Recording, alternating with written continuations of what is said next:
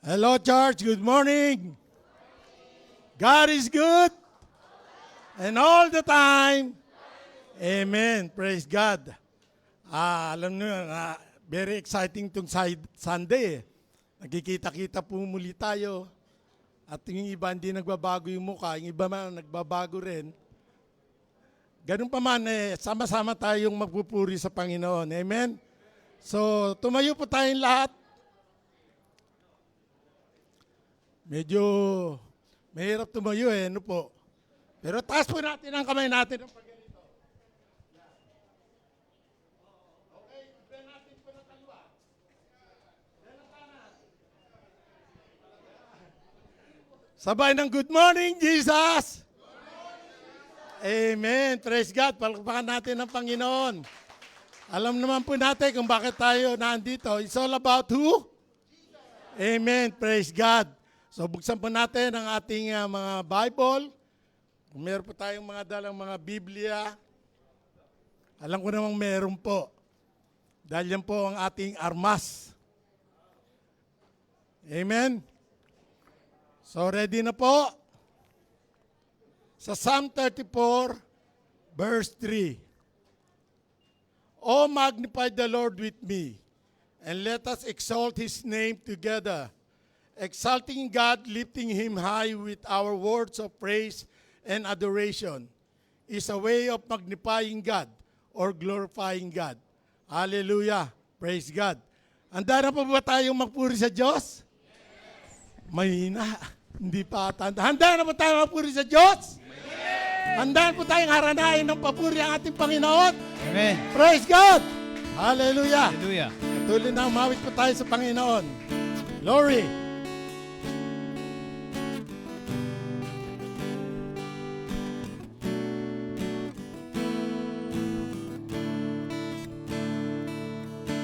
You are exalted. Sorry. Overexcited. No. You are exalted, you're the King over all the earth. And we praise your name, higher than heavens, you're enthroned upon glorious praise.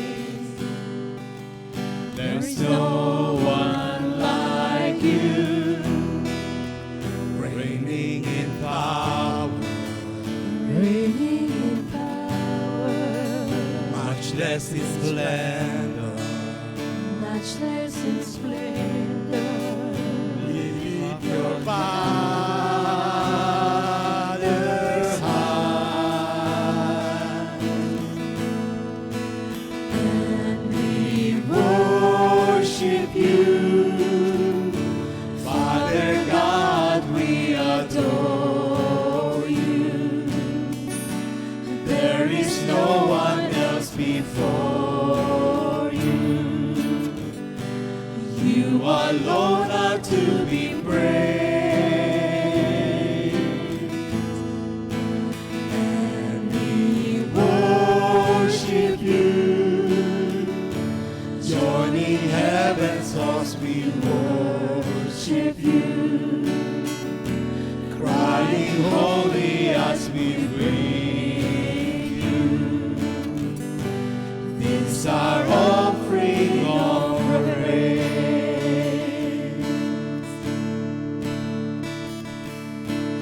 You are exalted, you're the King over all the earth. And we praise your name, higher than heavens, you're enthroned upon glorious praise. There is no one like you, reigning in power, reigning in power, much less in splendor. matchless in splendor. With your Father's hand. And we worship you,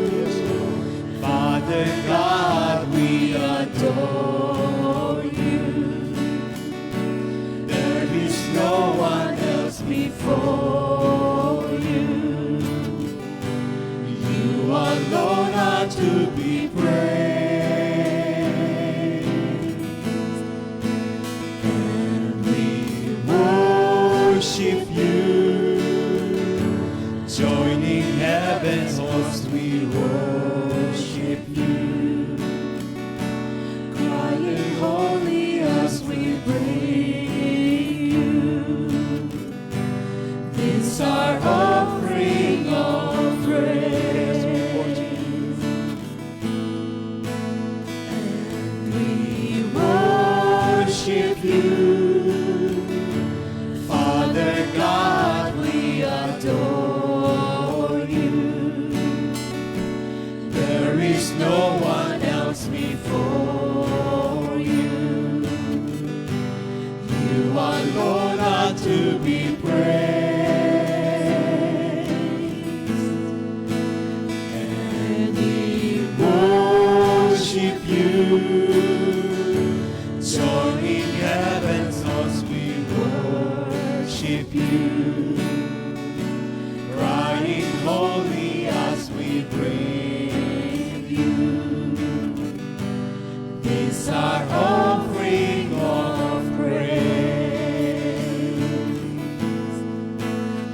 And we worship you, Father God, we adore you. There is no one else before you. You alone are to be praised. And we worship you, joining heaven's host, we worship you, crying holy as we bring you this our offering of praise. Yes, Lord. We worship you, Lord. You're my King, O Lord God. You are our Lord. You are Jehovah God, the living Word, Almighty God. You are the Prince of Peace. Hallelujah. We have victory in your name, Lord Jesus. Praise you, God. Tuloy po tayong mawit sa Panginoon.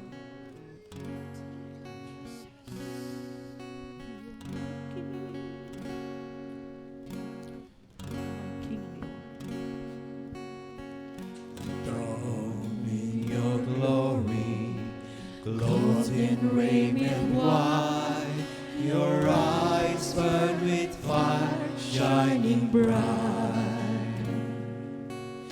The 24 elders kneel around your throne, casting forth their crowns at your feet. In awe at your splendor and the glory of your throne, I lift my voice in worship to make your glories known. You are my King. Yes, O God. You are my Lord. You are Jehovah, the living Word, Almighty God, the Prince of Peace. You are the great I am, my victory.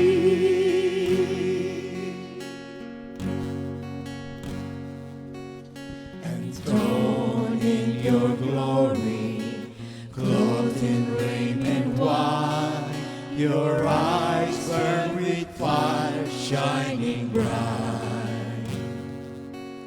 The 24 elders kneel around your throne, casting forth their crowns at your feet. In awe at your splendor and the glory of your throne, I lift my voice in worship to make your glories known. Yes, Jesus.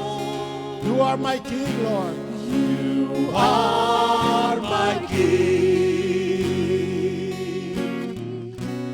You are my Lord. You are Jehovah, the living Word.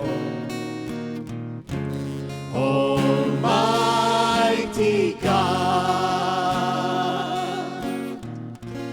the Prince of Peace,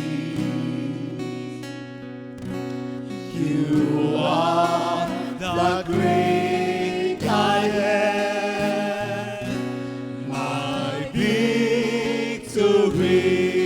You are my King. Are my King. Oh, Jesus. You are my Lord. You are Jehovah, the living Word. Almighty God, the Prince of Peace, you are the great I am, my victory.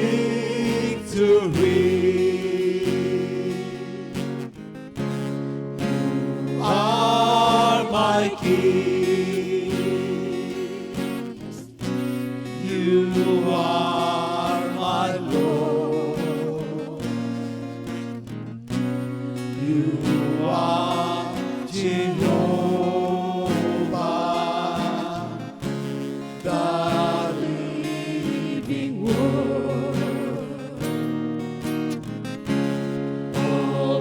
Almighty God, the Prince of Peace, you are the great I am, my victory. Yes, Lord. You are our victory, O Lord God. For you are great, God. There is no one like you, God. You alone are worthy to be praised. You are our King, O Lord. You are our King. You are our Lord, O God. Our Savior. Our Redeemer. Our God. My friend, O Lord God. You are worthy to be praised, Lord. You are worthy to be praised. We lift your name on high, O God. You are awesome, God. Hallelujah. Purihin ka, Ama. Nakilain ang iyong pangalan, Panginoon. Hallelujah. Panginoon, sa oras na to, Lord God, batid namin, Panginoon, na ikaw ay naitaas namin. Ikaw, Panginoon, ang dakilang Diyos, our great God, worthy to be praised, my Lord. Purihin ka, Panginoon. Pagpalain mo ang oras na to, Panginoon. Salamat sa banal na Espiritu ng kasama namin, Panginoon, na who lead us, O Lord God, in praising you, O God. Salamat, Panginoon, at you gave us, O Lord, the time to praise you, to worship you, O Lord God. Hallelujah. Salamat, Panginoon. In Jesus' mighty name, Amen. Palakpakan mo natin ang Panginoon. Praise God. Hallelujah. Glory to God.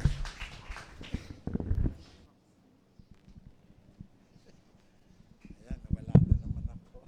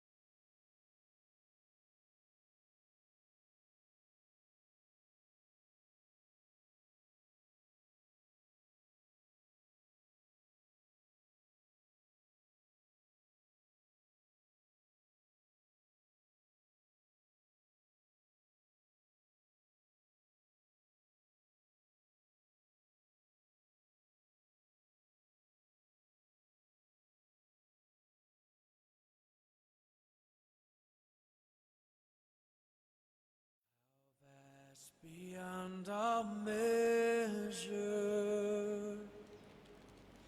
that he should give his only Son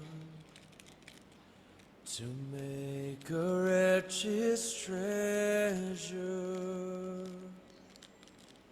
How great the pain of searing loss, The Father turns his face away, has wounds which mar the chosen one, bring many sons to glory.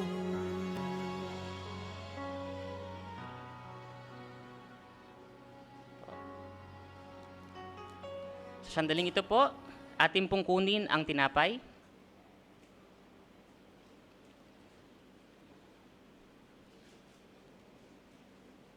At atin po itong ipanalangin. Aming Amang nasa langit, sa umagang ito, kami po ay nagpupurit nagpapasalamat sa inyo. Maraming salamat po na kami po ay kabilang sa pagdiriwang ito. At maraming salamat, Panginoon, na kami po ay tinawag niyo bilang inyong mga anak. Sa oras na ito, hawak po namin ang katawan na sumisimbolo, ang tinapay po na sumisimbolo sa katawan ng aming Panginoong Jesus.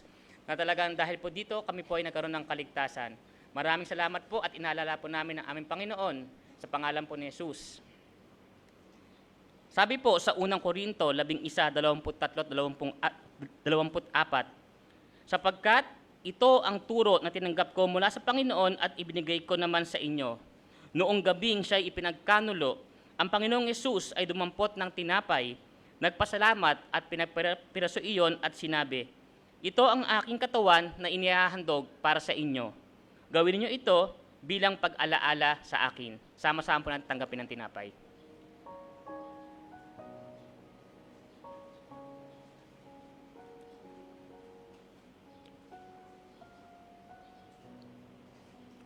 Purihin po ang Diyos. Ngayon naman po, ating kunin ng inumin.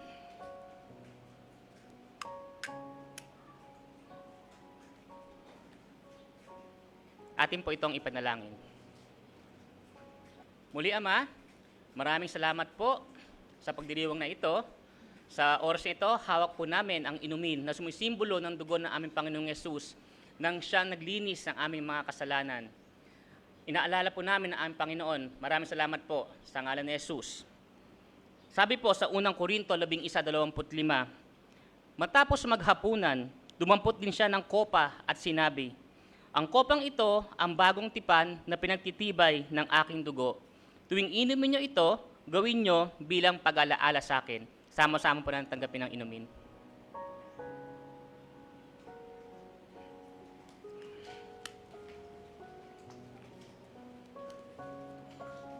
Purihin po ang Diyos. At bilang pagtatapos, sabi po sa unang Korinto 11:26, sapagkat tuwing kakain kayo ng tinapay na ito at iinom sa kopang ito, ipinapahayag ninyo ang kamatayan ng Panginoon hanggang sa kanyang muling pagparito. Purihin po ang Panginoong Yesus.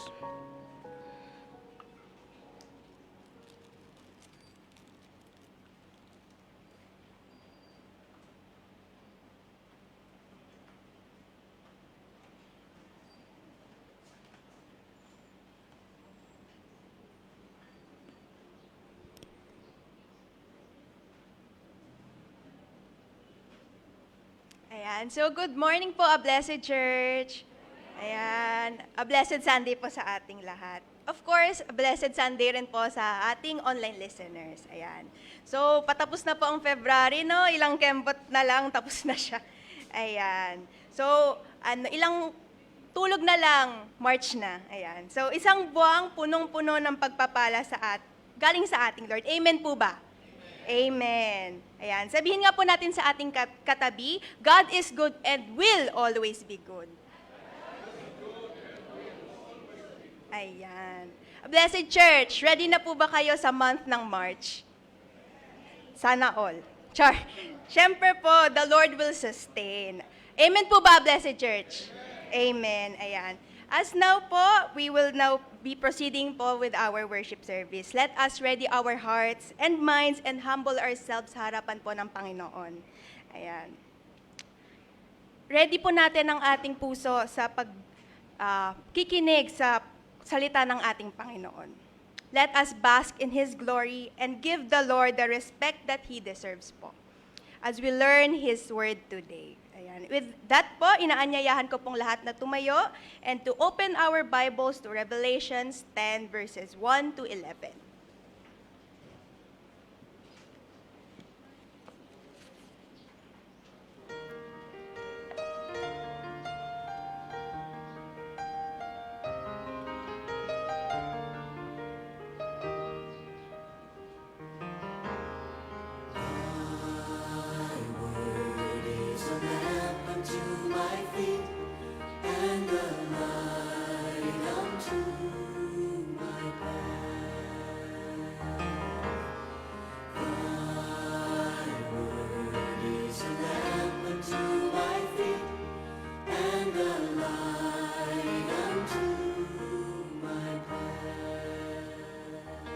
Revelations 10 verses 1 to 11.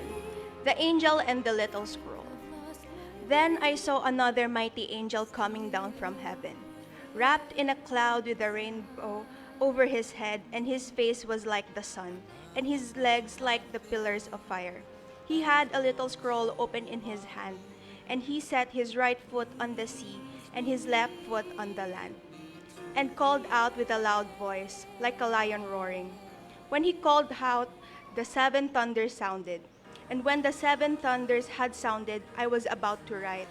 But I heard a voice from heaven saying, seal up what with the 7 thunders had said, and do not write it down. And the angels whom I saw standing on the sea and on the land raised his right hand to heaven, and swore by him who lives forever and ever, who created heaven and what is in it, the earth and what is in it, and the sea and what is in it, that there would be no more delay, but that in the days of the trumpet call to be sounded by the 7th angel, the mystery of God would be fulfilled, just as he announced to his servants the prophets. Then the voice that I had heard from the heaven spoke to me again, saying, go take the scroll that is open in the hand of the angel, who is standing on the sea and on the land. So I went to the angel and told him to give me the little scroll. And he said to me, take and eat it. It will make your stomach bitter, but in your mouth it will be sweet as honey. And I took the little scroll from the hand of the angel and ate it. It was sweet as honey in my mouth, but when I had eaten it, in my stomach was made bitter. And I was told, you must again prophesy about many peoples and nations and languages and kings. Yan. Maaari na po tayong maupo. Praises to God po sa pagbasa ng kanyang salita. And now naman po to deliver the preaching for today, na part 20 po of the series, The Victorious Christ and the Vindicated Church, entitled The Angel with the Little Scroll, ang ating matyaga at masipag na pastor, Pastor Kerox Pascua.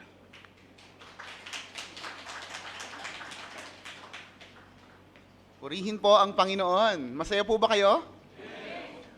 Feel na feel nyo pa rin po ba that love is in the air kahit patapos ng February? Okay? Wah, humina. Katatapos lang po natin ng masaya at makabuluhang pag-aaral patungkol po sa singleness at saka sa married life. No?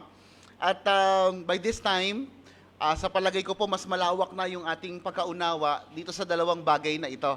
No? So we have learned nung mga nakaraang 2 linggo po na we can, yung ating singleness, yung ating status bilang single, even yung ating status bilang married, ay pareho po na pwedeng gamitin ng Panginoon o pwede nating ialay sa Panginoon para magbigay ng luwalhati sa Kanya. So we can be single and we can be married. Okay lang yon, either way, no? Hindi ka mas kawawang nilalang kung ikaw ay single. At gayon din naman, hindi ka naman mas kawawang nilalang kung ikaw ay married.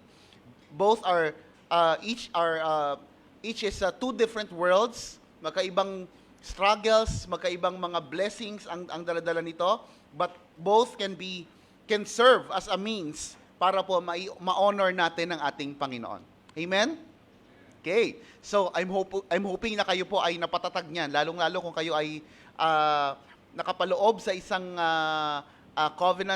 marriage covenant. I'm hoping na ito po ay nakatulong yung ating mga nakaraang pag-aaral. Ngayon, patapos na po ang Love Month, no? Pero hahabol pa po tayo ng isang love sermon. Pero this time, itong love sermon na ito ay pag-aaralan natin through the lens of the book that we have been studying for 9 months.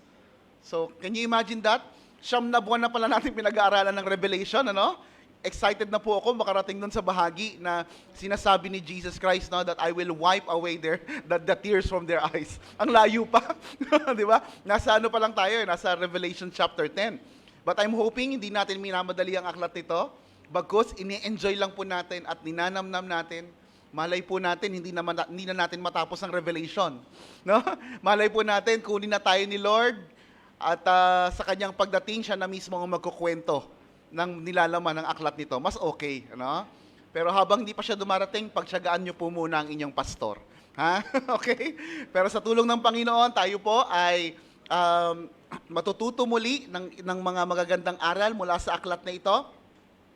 So, dahil po 2 linggo yung lumipas na na-divert po tayo sa ibang topic, mahalaga po na mag-review tayo doon sa mga naiwan nating topic patungkol sa Revelation, no? So, let's review. In past sermons, we began to explore the 7 trumpet judgments from Revelation chapter 8 hanggang chapter 11. Pero hindi pa natin natatapos syempre yan, ano? Pero natalakay na po natin yung first 4 trumpets that brought God's judgment upon a third of the earth. So napag-aralan po natin dito sa first 4 trumpets na ang Diyos po ay nagbagsak ng kanyang kahatulan sa daigdig. At ang sabi po, ang naapektuhan po nito sa daigdig ay 1/3. Now, kung i-compare po natin doon sa unang cycle of judgment, yung seal judgments, na? Yung 7 seal judgments, nabanggit po doon sa 7 seal judgments na ang naapektuhan po ng paghatol ng Panginoon o ng kahatulan ng Panginoon ay 1/4. So there was that imagery na dito po sa trumpet judgments, mas lumawak, mas lumaki po yung affected. So ano pong sinasabi sa atin dito? Symbolically, since Revelation is a symbolic book, ang sinasabi po sa atin dito ay ang kahatulan po ng Diyos ay nag-i-intensify. Ito po ay tumitindi.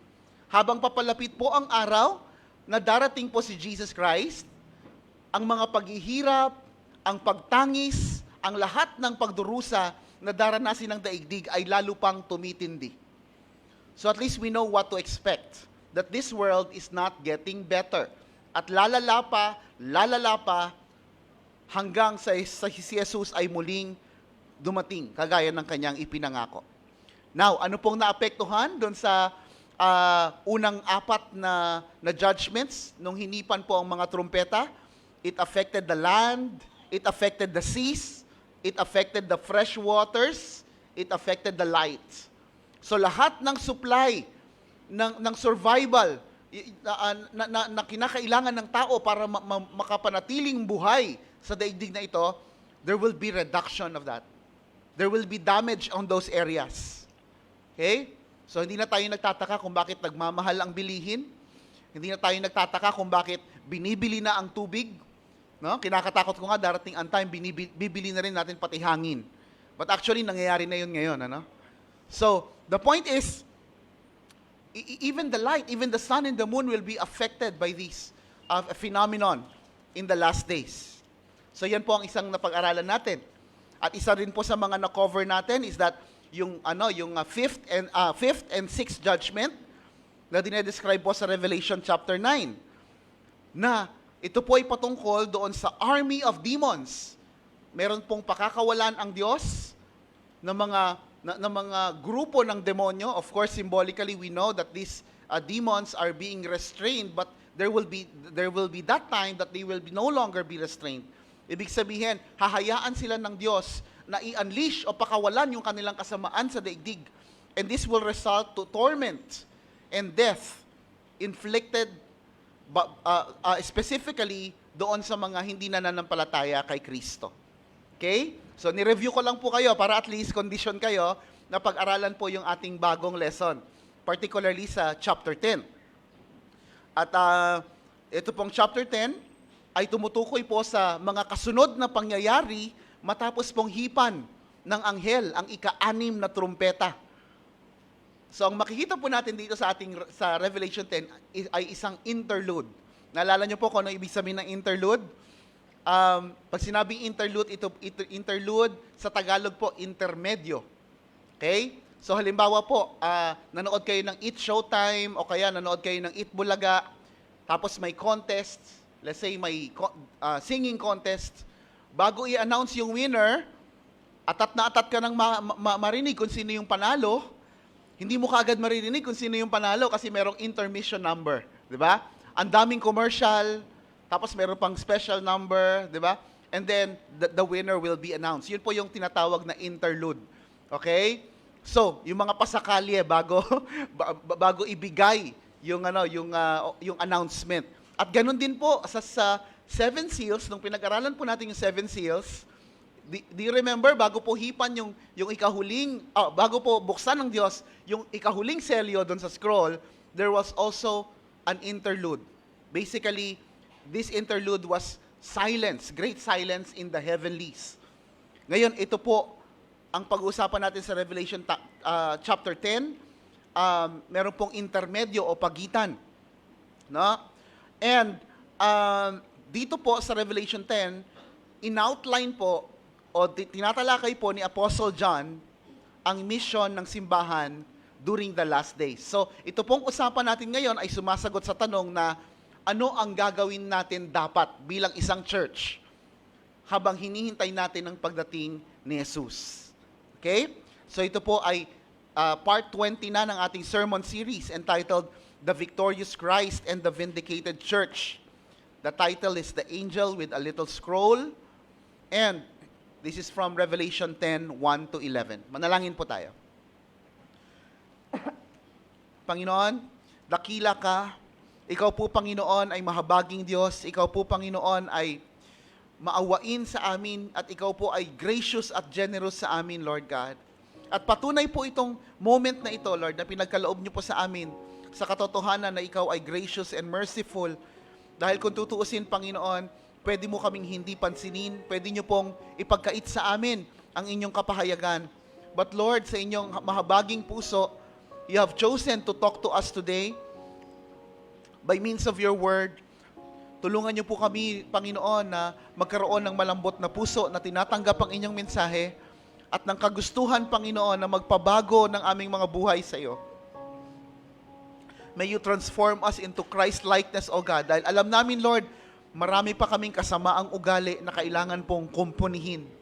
At nananahan po kami sa inyong kapangyarihan na kami po ay baguhin at hubugin ng naayon sa wangis ni Kristo.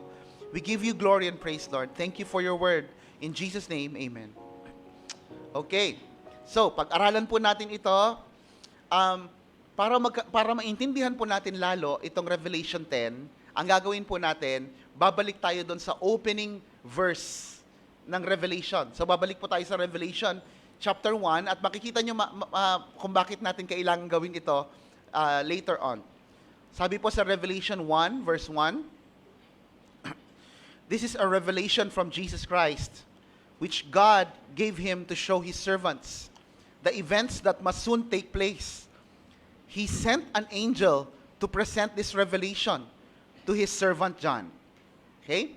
So, markahan po ninyo ang Revelation 1, chapter 1. Napakahalagang bagay po niyan. Okay? Sa pamamagitan po ng angel na ipinadala po ni Jesus. That's what we see here in the opening verse, right?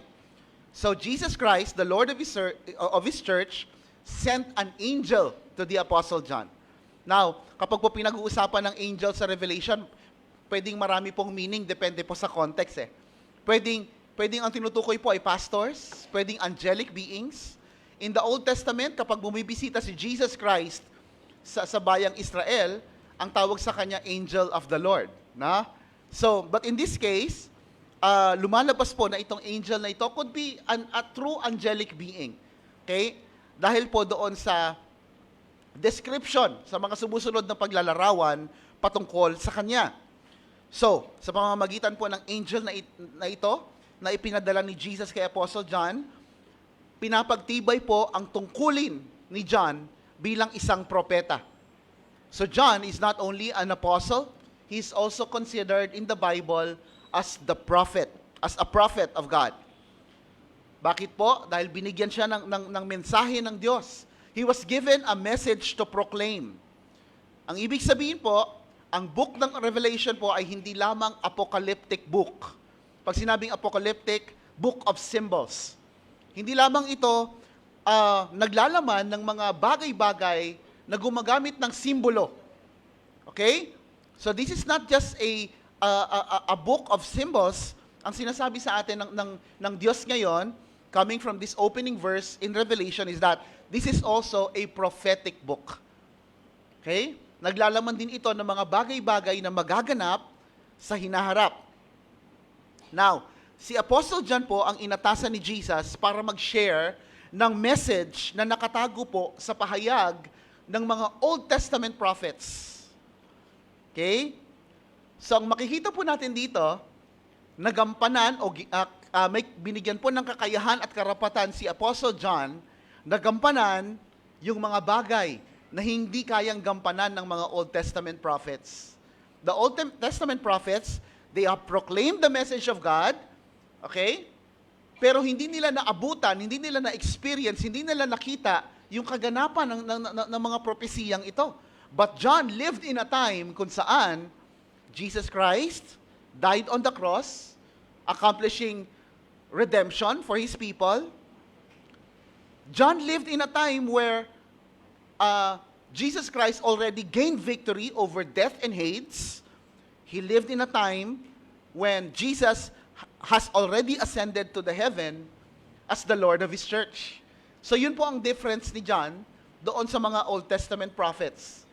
Kaya po, yung mga Old Testament prophets, particularly po kung ang pag-uusapan ay si Daniel, si Prophet Daniel, nabanggit po sa book ni Daniel, no? Inutusan po siya ng Diyos na selyuhan yung mga kapahayagan na pinagkatiwala sa kanya, no? So, God commanded him to seal the scrolls until the time is ripe.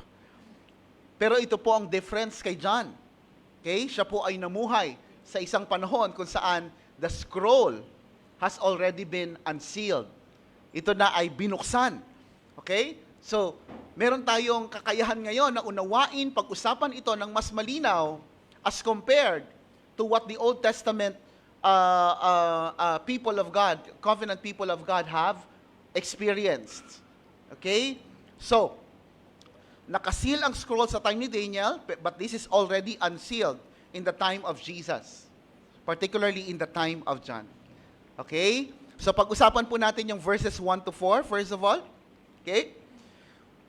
Kanina po binasa sa atin ito ni Iana, and I encourage you to keep your Bible diyan sa Revelation chapter 10. Sulyap-sulyapan po ninyo. Dahil po sa kakulangan natin ng mas mahaba-habang oras, hindi ko na po babasahin ng uulitin yung binasa kanina, no? Dediretso na po kaagad ako doon sa explanation, but I trust that you will go through each verses habang ito po ay aking tinatalakay. Okay? So, dito po sa verses 1 to 4, okay, makikita po natin ang sabi, "Then I saw another mighty angel coming down from heaven, surrounded by a cloud with a rainbow over his head. His face shone like the sun, and his feet were like pillars of fire." So, inilarawan po dito ni Apostle John yung anghel na nakita niya dito sa Revelation 10. So, merong anghel na nakatayo. Okay? At ito pong bahaging ito, itong verse 1 na ito, actually yung buong hanggang verse 4 actually, is a subject of a much debate among Christians. Pinagdedebatehan po ito. Okay? Meron po kasing mga naniniwala, particularly meron po akong isa sa mga pinag-aralan ko kamakailan while preparing for this, yung favorite author ko po si Pastor Warren Wiersbe. Okay? Naniniwala po siya na ito pong mighty angel na nakita ni Apostle John sa vision ay walang iba kundi si Jesus Christ. At yun din po ang paniniwala ng marami pong scholars at theologians, no? So, may mga nagsasabi po na ang description po dito, no, talking about that mighty angel, kasi ang sabi ng iba, well, if you remember, si Jesus Christ was also called Mighty God in Isaiah 9:6. Okay? He was surrounded also by a cloud. In fact, nung si Jesus Christ ay umakyat sa langit, okay, he was carried by the clouds. At gayon din yung manner kung saan siya ibababa. He will also be surrounded by clouds. No? At ang sabi ng iba, bukod pa doon, yung rainbow, makikita natin doon sa throne, sa beginning ng Revelation. No? Ang sabi nila, lahat ng ito, rainbow over his head, yung face shining like the sun, lahat ito ay description about Jesus. Okay, the feet is like a fiery pillar, no? It's a pillar of fire. Yun ang sinasabi sa atin sa verse 1. So ang sabi ng iba, this could be Jesus. Okay? This is pertaining to Jesus Christ. Okay?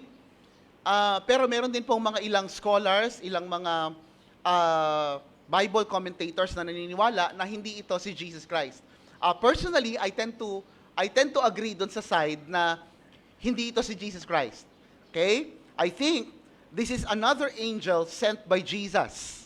Kung paano siyang nagpadala ng anghel doon sa mga naunang tagpo ng talinhaga na nakita po ni John.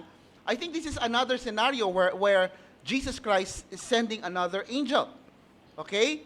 Kasi doon sa Revelation 5:2, makikita po natin na mayroon pang isang mighty angel na pinadala si Jesus Christ kay John. Ang sabi po sa Revelation 5:2, and I saw a mighty angel proclaiming with a loud voice, who is worthy to open the scroll and break its seals? Now, malabo naman nating tingnan na si Jesus Christ din ito. Kasi this mighty angel is asking, no? Sino kayang pwedeng magbukas nitong scroll na ito? At yun nga ang dahilan kung bakit umatungal si John sa pag-iyak. Dahil wala siyang makita, no? So, most likely, itong mighty angel na nagkasalita sa Revelation 5:2, asking kung sino ang pwedeng magbukas, parang malabong isipin na si Jesus Christ din ito, no? So, ang pinakamalapit po na description na nakita ko is, makikita po sa Daniel chapter 12, verse 1, at saka verses 6 to 7 ng the same chapter, no? Where makikita natin po si Michael, isang anghel na ang pangalan po ay Michael, na nagmamatch po sa description ng verses 1 to 4 ng Revelation 10. So lumalabas po, meron pong mga similarity itong si Michael dito sa mighty angel na nakikita ni John. So I think, for me, he is a better identification. Okay? Pero mga kapatid, dahil nga ito ay debatable issue, okay, no one has the right to say na meron tayong absolute na katotohanan sa bagay na ito, no? Dahil nga ano to disputable matter. So gray area sa atin ito, no? Pero kung sino man itong angel na ito, whether it is Michael or Jesus or something else, okay, meron pong dalawang bagay na sigurado. Okay, number one, this person has been with God. Okay? He's been with God, he is from God, and number two, he represents Christ's glorious authority. Okay? So at some point, siya po ay representation or maybe personification ng lahat ng bagay na taglay-taglay ni Kristo. Okay? Or he could also be an actual Jesus Christ here. Pwedeng siya si Jesus Christ talaga. We don't know. But one thing is for sure, no? Okay? It represents everything that our Jesus Christ, the Lord Jesus Christ possesses. Now, pag-usapan po natin, unang binanggit dyan, yung cloud. Okay, let's talk about the cloud. The cloud surrounding the angel symbolizes God's immediate presence. Madalas po yan sa Bible, makikita po natin, na kapag merong kasamang cloud, no, lagi itong kaakibat ng presensya ng Panginoon. Kapag gustong magpakita ng Diyos, kapag gustong iparanas ng Diyos ang kanyang presensya, okay, normally it comes with clouds. Okay? So kung paanong inakay ng Diyos ang bayang Israel, no, there's that pillar of cloud. We see that in Exodus 16 verse 10. Okay? Bukod pa roon, nang magpakita ang Diyos kay Moses para ibigay yung 10 commandments sa Mount Sinai. We see that in Exodus chapter 19 verse 9. Okay? Mount Sinai was covered with dark clouds. At nagpakita rin ang Diyos kay Moses through the cloud of glory. We see that in Exodus 24:15 and the following verses.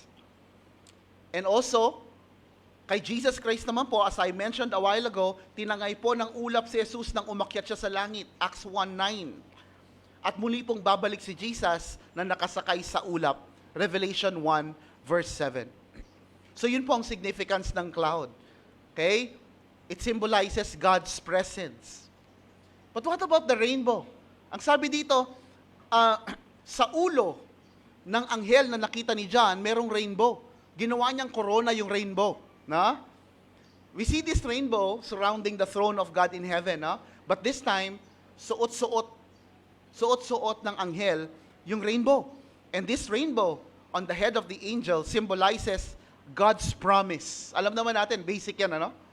Whenever we see the rainbow, ano pong naalala nyo? So, I'm hoping hindi naman yung sinisigaw ng isang grupo, no? Okay? I'm hoping ang naalala nyo po ay yung matapat na pangako ng Diyos na hindi niya na muling gugunawin ang tao sa pamamagitan ng tubig. So it is a covenant. We call that Noahic covenant. Yun po yung covenant na binigay niya kay Noah. So it symbolizes God's promise. It symbolizes God's faithfulness. Okay? At ano naman ang sinisimbolize nung mukha ng anghel na animoy araw na nagdiningning.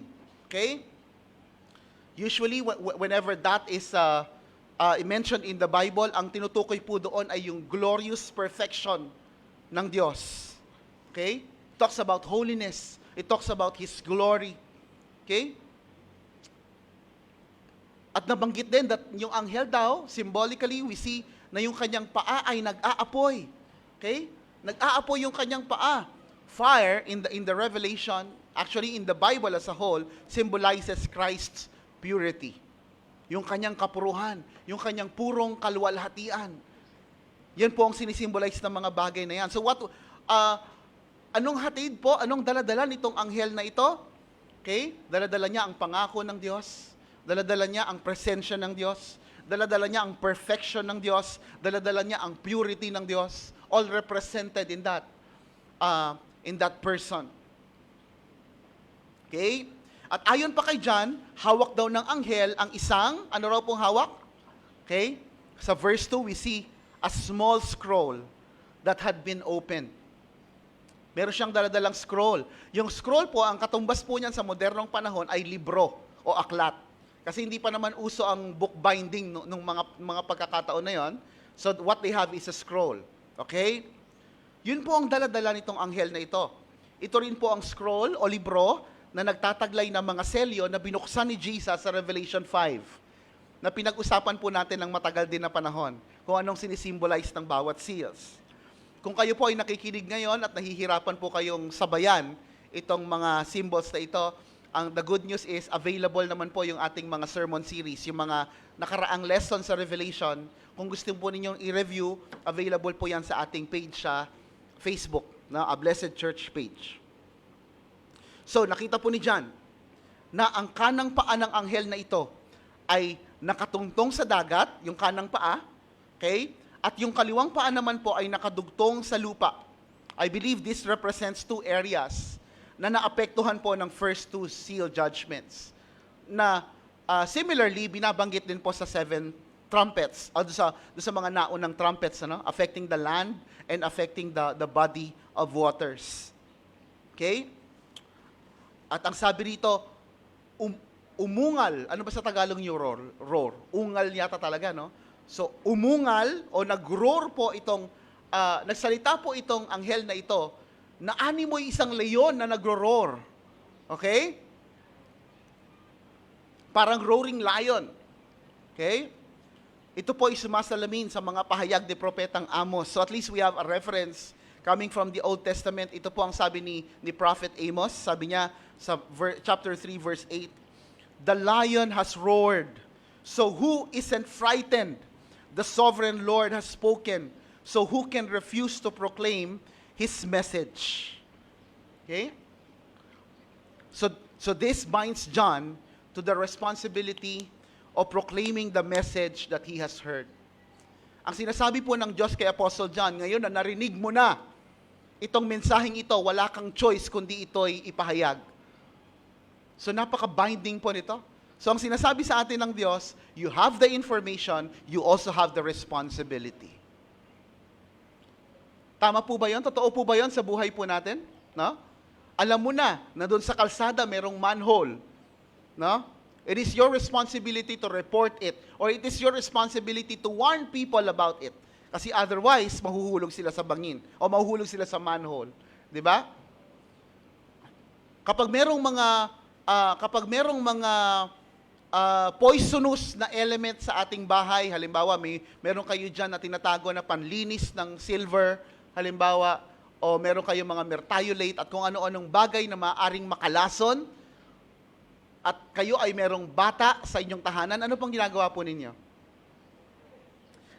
Diba? Sinesecure. And it is your responsibility to make sure na yung mga kasama po ninyo sa bahay ay alam kung ano yon para hindi sila mapahamak. Mamaya, ma-curious, pinantimplan ng kape. Diba? So, kawawa naman. Mapapahamak. So, in the same way, ganun din po ang sinasabi dito. No? Particular ni Amos, ni Prophet Amos, na John, now that you have heard this, reflecting from way back from what has Amos pronounced, ang sinasabi dito is, you have the information, now that you have heard this, wala ka ng choice. You have no other option but to proclaim the message.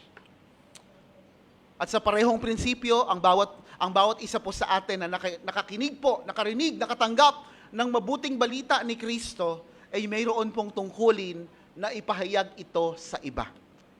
Naintindihan po natin? Kaya po ito'y love sermon. Bakit? Dahil kung mahal talaga natin ang ating kapwa, hindi po tayo matatahimik na tahimik lamang.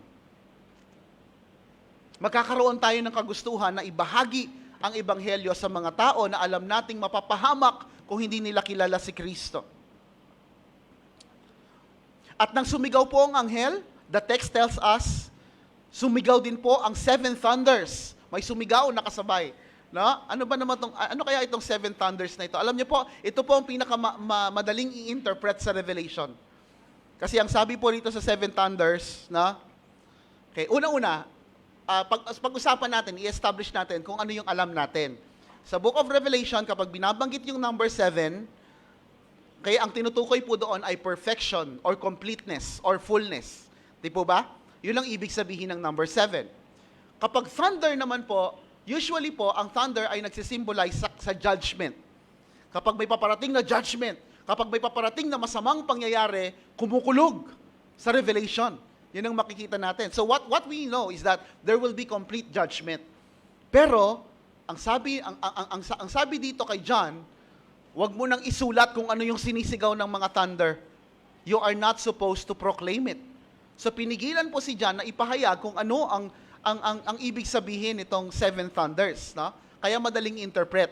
Kasi pwede nating sabihin na merong mangyayari pero hindi ipinaalam ng Diyos. Karapatan ng Diyos na magtago sa atin kung gugustuhin niya. No? So, ibig sabihin lang, merong mga magaganap na hindi niya ibinigay sa atin sa Scripture. Merong mga surprise na paparating na judgment that we know nothing about because Jesus Christ chose to hide it from us. And even to prohibit John from proclaiming. Okay? Now, yan po yung verses 1 to 4. The angel's occurrence. Meron pong mighty angel na lumabas. One reason po kung bakit hindi po ako makapaniwala o hindi ko po matanggap na si Jesus Christ din po yung mighty angel is because bukod po doon sa mighty angel na nakikita ni John, merong boses na hindi nanggagaling sa mighty angel, but a voice coming from heaven. So talking about two separate personalities. Hindi po ba? So that's one reason why I am not convinced that this mighty angel is also speaking about Christ. Okay? So now, napag-usapan na natin yung mighty angel, something has happened po sa verses 5 to 7. Tingnan po natin. Okay?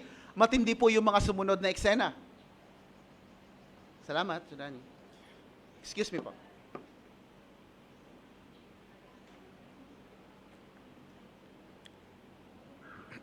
Matindi po yung mga sumunod na eksena, kaya kailangan uminom ng tubig. Okay. Hindi lang po, matindi po, bakit ko po nasabi na matindi? Hindi lang po dahil sa binitawang mga salita ng anghel, kundi sa kung paano niya itong binitawan. In what manner has He spoken these words? Basahin po natin yung verses 5 to 6. Then the angel I saw standing on the sea and on the land raised his right hand toward heaven. Verse 6, he swore an oath in the name of the one who lives forever and ever. He lives in the name of Christ. He swore an oath in the name of Christ. This is what we see. Who created the heavens and everything in them, the earth and everything in it, and the sea and everything in it. Ano pong ginawa ng anghel? Sumumpa. No? So now, ano pong significance nito? Nanumpa po ang anghel sa ngalan ng Diyos. Okay? Nanumpa po siya sa ngalan ni Kristo. At alam niyo po ba kung gaano kaseryoso ang panunumpa? Minsan di natin na-realize kung gaano kaseryoso itong bagay na ito. And we are about to realize now what the Bible tells about it. No? Pwede naman kasing sabihin lamang ng anghel eh. Pwede naman sabihin ng personality na ito, yung kanyang speech. No? But instead of just stating it as simple as that, kailangan niyang itaas yung kanyang kamay sa kalangitan at manumpa sa trono ng Diyos. No? Anong ibig sabihin nito?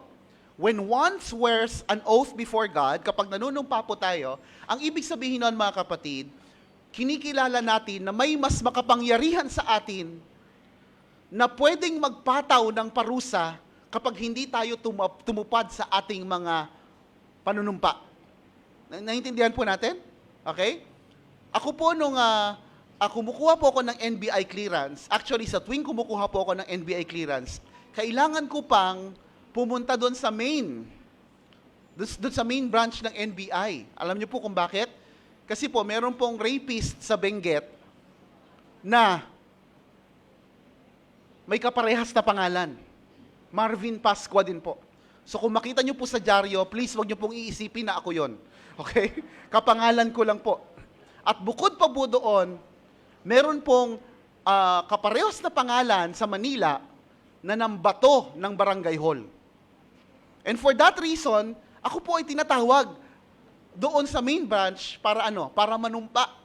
Ilalabas nila yung Bible, pero actually ang diskarte ng mga personnel doon, hindi nila tatanungin kung ikaw ba yon. Sasabihin nila sa'yo, ang nararanasan ko palagi, assumptive approach.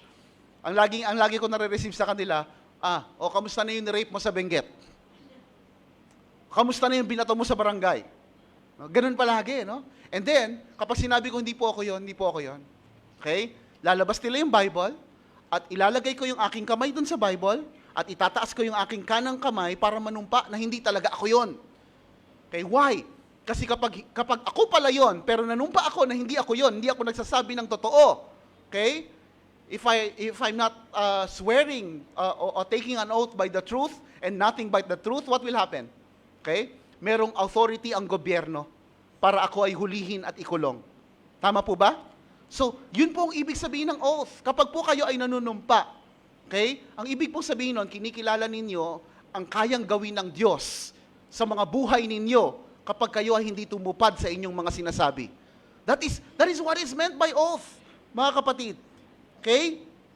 Merong kakayahan ang Diyos na sinusumpaan natin na magpataw ng penalty if we are not able to keep our oath or to keep our vows.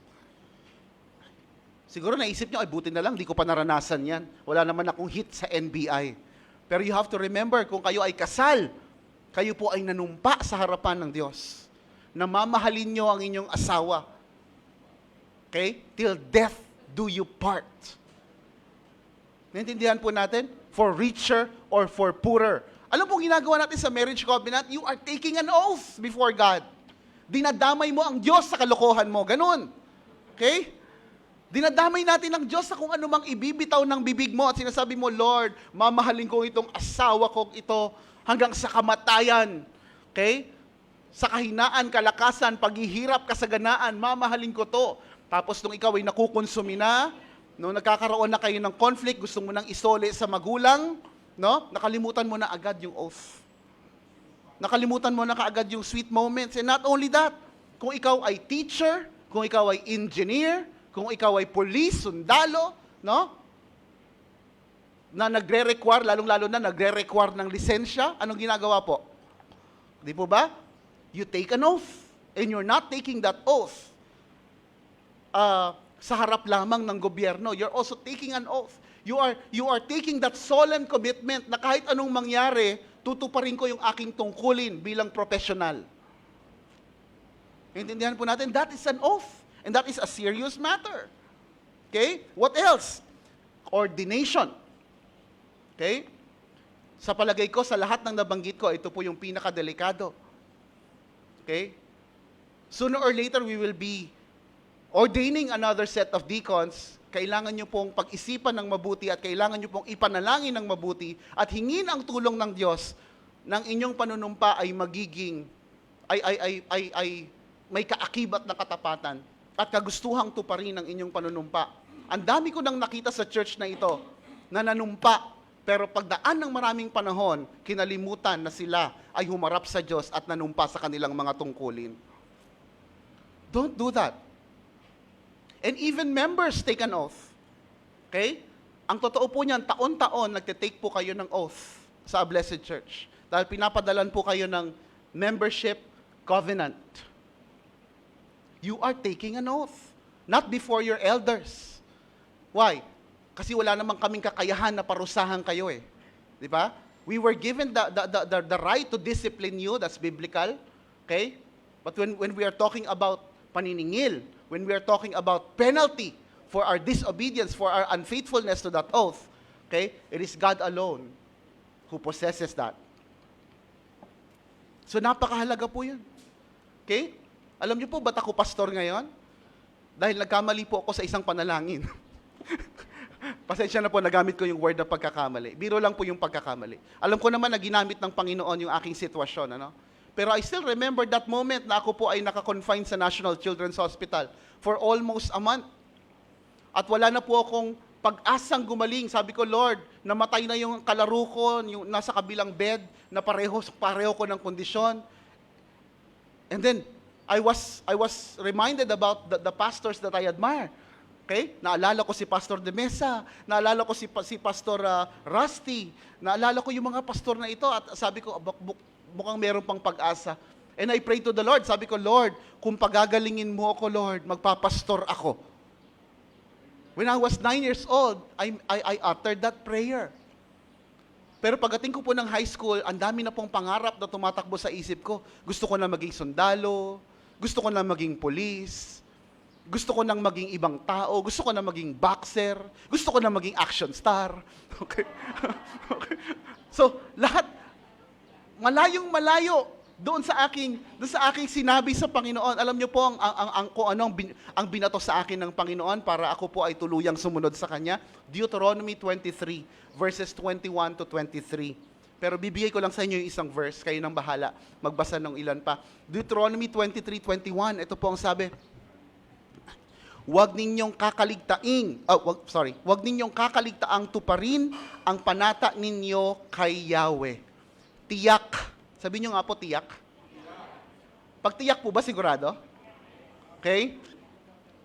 Tiyak na sisingilin niya kayo kapag hindi ninyo tinupad iyon. Kaya ako naniniwala ako, merong mga pangyayari, masasamang pangyayari sa buhay natin, na hinahayaan ng Diyos na mangyari sa atin to remind us about that oath. I remember po, ako po ay, nung nasa 5 taon na po ako sa call center, ayoko na pong bumalik sa pagpapastor. Wala na po akong planong maging pastor. Sumisweldo na po ako, okay? At tumataas po ang pangangailangan. Nag-e-excel po ako bilang tagapagbenta ng debt cancellation program, mga insurance po ng credit card. Month by month, I was the top seller and I'm earning. At sabi ko, mukhang magandang buhay ito. At habang binabayaran ko po yung bayarin, dahil kami po ay merong financial struggle at that point, sabi ko, mukhang magtatagal pa ako sa sitwasyong ito. Kaya kailangan ko pang pag-igihan. Nakalimutan ko na po na ako'y tinawag ng Diyos maging pastor. Nakalimutan ko na po na kumasa ang Diyos sa hamon ko nung ako'y bata pa. Alam niyo po nangyari? One time, pumasok po ako sa CR. Just a normal day na ako po ay magwiwiwi. And I was so surprised sa nakita ko po. Because when I was 9 years old, umiihi po ako ng dugo. Excuse me po kailangan ko pong sabihin lamang, pero sana po walang kumakain. I was urinating blood. Okay? So, yung ihi ko, hindi nyo kailangang i-lab test para makita na meron siyang RBC. Makikita mo may orange-orange eh. Hindi naman pulang-pula, of course. Pero makikita mo merong reddish yung aking wiwi eh. Okay? Ngayon, nawala iyon instantly when I prayed the dangerous prayer. Okay? Na magpapastor ako, Lord, pagalingin mo lang ako. It was gone in an instant. Kinabukasan po, even the doctor was surprised na ako ay magaling na. Okay? Pinauwi na kami kinahapunan. But this time, nung nakalimutan ko na po yung aking sinumpaan sa Panginoon, masayang-masaya po ako sa call center. Pagpasok ko po ng CR, I see the same thing na nakita ko nung ako'y bata pa. I was urinating blood again. Natakot po ako, ang tagal ko pong hindi nakalabas doon sa aking, doon sa cubicle. And I was crying and I was praying. It's like, Lord, please don't, please don't. Sabi ko, Lord, I remember. So nagkaroon po ng pagkakataon, inialis din po ako ng Panginoon doon sa industriyang iyon para ibalik ako sa aking totoong pagkatawagan. Okay? And so far po, okay naman ako. Magaling naman, malusog naman ang aking pangangatawan. But the Lord allowed me to be reminded of my oath. Kasi hindi pwedeng kalilimutan yung sumpang iyon na aking binitawan. Okay? So, tandaan natin mga kapatid, para sa atin, ang dali lang natin magbitaw ng sumpa, but may this be a learning from all of us na kapag tayo magbibitaw ng bagay sa Panginoon, we must be quick to fulfill it. We must have the desire to fulfill it. Yung ilan sa inyo, Lord, Lord, bigyan mo lang ako ng trabaho, Lord. Magta-tithes ako, di ba? Lord, bigyan mo lang ako pagalingin mo lang ako, maglilingkod ako. Lord, ibigay mo lang tong prayer request ko. Magko-commit na ako. No? Ang daming ganyan eh. No? The Lord is telling us, hindi mo ko maiisahan, Totoy. Okay? Hindi mo ko maiisahan, Neneng. Dahil I have an impeccable memory. At ang sabi sa atin sa Bible, the Lord has ways of extracting that from us. Okay? Even si Jesus Christ, sinabi sa atin yan, di ba? Huwag kang manunumpa kung hindi mo kayang tuparin. Why? Because we have to acknowledge kung sino ang Diyos sa atin. Minsan, kaya mabilis tayong manumpa, mabilis tayong mag-pledge before the throne of God kasi hindi talaga natin kilala ang Diyos. Ang tingin natin sa Diyos ay ka-level natin. But the Bible is telling us otherwise. Now, ano po ang nilalaman ng panunumpa nitong angel na ito? We see that in verse 6 and 7. Ang sabi, he said, there will be no more delay. There will be no more delay. When the seventh angel blows his trumpet, God's mysterious plan will be fulfilled. It will happen just as He announced to His servants, the prophets. So ang sinasabi po, ang pinagsisigawan po ng mighty angel na ito, okay, there will be no more delay. Ano po yung hindi na madidelay sa palagay po ninyo? Yung kahatulan ng Diyos. Bilang tugon sa panalangin ng mga martyrs, bilang tugon sa panalangin ng kanyang church, the Lord is about to avenge the church against those people who has mistreated His people. Okay? So, noong panahon po ni John, actually po, panahon po ng apostles, early church, marami pong tao ang kumukutya doon sa Christian teaching na si Jesus Christ ay darating muli. Okay? Yung doctrine natin about the second coming of Christ, it's a very important doctrine that unites us. Okay? Kaya lahat ng Christian, regardless kung doon sa ilang mga pagkakaiba natin sa ibang denomination, tayo po ay naniniwala nagkakasundo sa bagay na si Jesus ay darating muli kagaya ng kanyang ipinangako. Okay? Now, marami nagsasabi, we see that in 2 Peter 3, verses 3 and 4, tumatawa. May mga taong tumatawa, pinagtatawanan yung mga Christian, sabi, tagal nyo na naghihintay, hindi pa rin dumarating. Ano yan?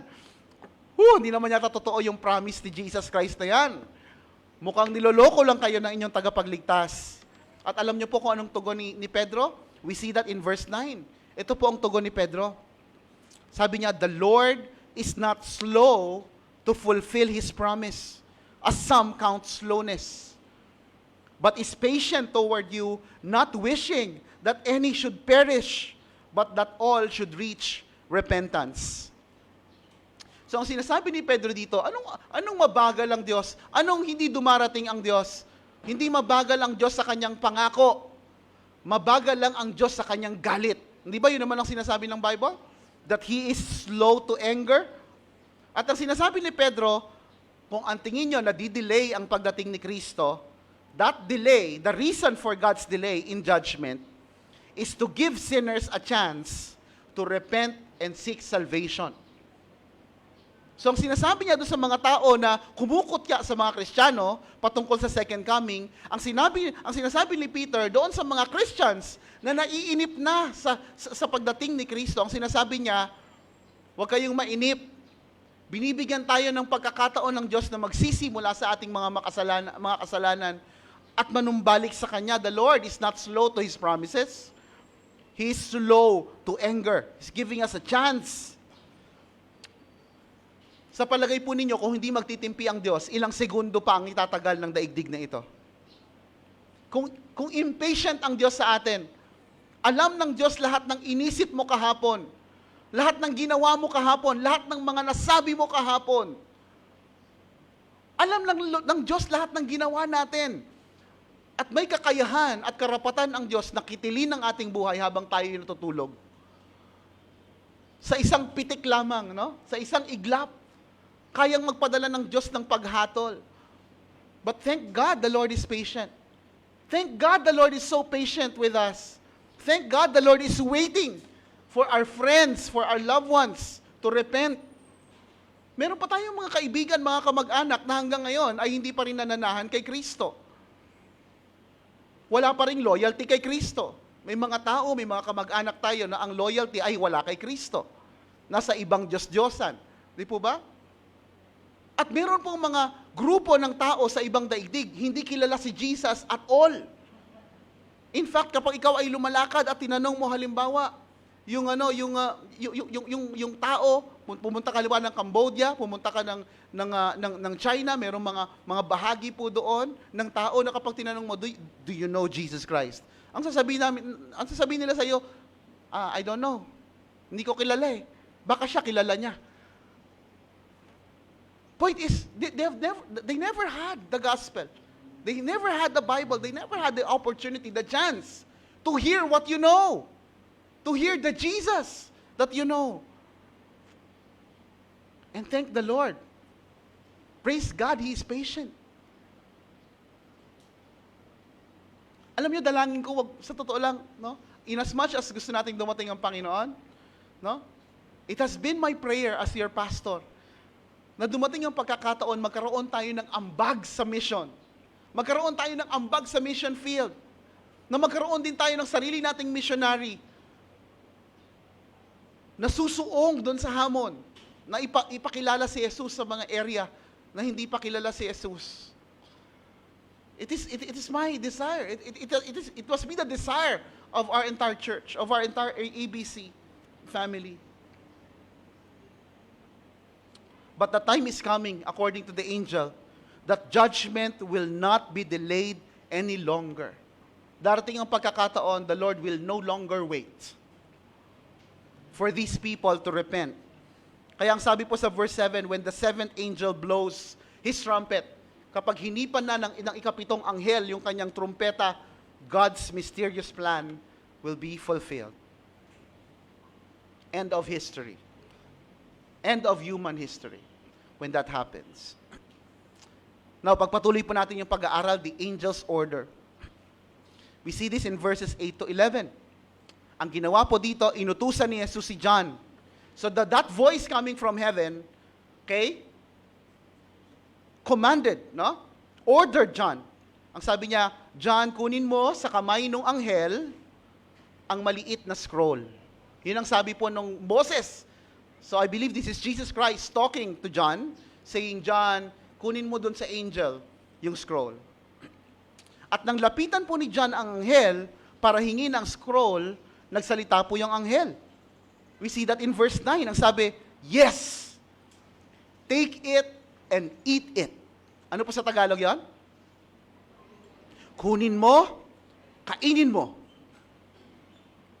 At ganito rin po ang iniutos ng Diyos. Iniutos ng Diyos kay Prophet Jeremiah, kay Prophet Ezekiel. We see that in Jeremiah 15:16, Ezekiel 2:9, hanggang chapter 3, verse 4. Inutusan po sila na kainin yung scroll.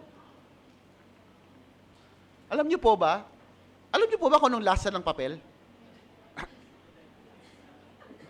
Natatawa po kayo, no? Pero ang totoo po niyan, nung ako po elementary student pa lang po ako, meron pong isang malupit na teacher dyan sa Ladislao Diwa. May gigil yung pagkakasabi. Hindi ko napapangalanan, ha? Napatawad ko na naman siya, eh. Okay? Meron pong isang malupit na teacher dyan sa school na yan, na nagpakain po sa akin ng papel. Hindi niya po kinaya yung kakulitan ko at ang naisip niyang magandang parusa ay pakainin ako ng papel. Okay? So, high school na po yata ako nung nalaman po nila Ate Maricar. Na? At si Ate Maricar galit na galit. Sabi niya, bakit hindi ka nagsumbong? Sabi sa akin ni Ate Maricar. Sabi ko lang sa kanya, yung sarap kaya. May mga tira pa nga, kung may ketchup siguro, naubos ko yun eh. So, talaga pong kinain ko yung papel. Opo, kinain ko po. Sa sobrang takot ko dun sa teacher. Okay? Kaya lang po, mali po ako ng kinaing papel. Wala pong notes. Kaya hindi ako tumalino. Okay? Blanco yung papel eh. Okay? Sayang. Now, ang tungkulin po na iniatang po ng anghel kay Apostle John, na kainin yung scroll ay sumasalamin din po sa tungkulin na ipinagkatiwala ng Diyos sa bawat isa sa atin. This is the same command that we all have. And what is this? We must take God's word and eat it. Okay? Ang sinasabi ng Diyos sa atin, kainin mo ang salita ng Diyos. Okay? Nasubukan nyo na bang kumain ng salita ng Diyos? Ng Biblia? Of course, we meant this symbolically. Okay? Baka ipang sarsyado nyo yung mga Bible ninyo. No? Hindi, we meant this symbolically. Okay? And the Bible compares God's word to food. Okay?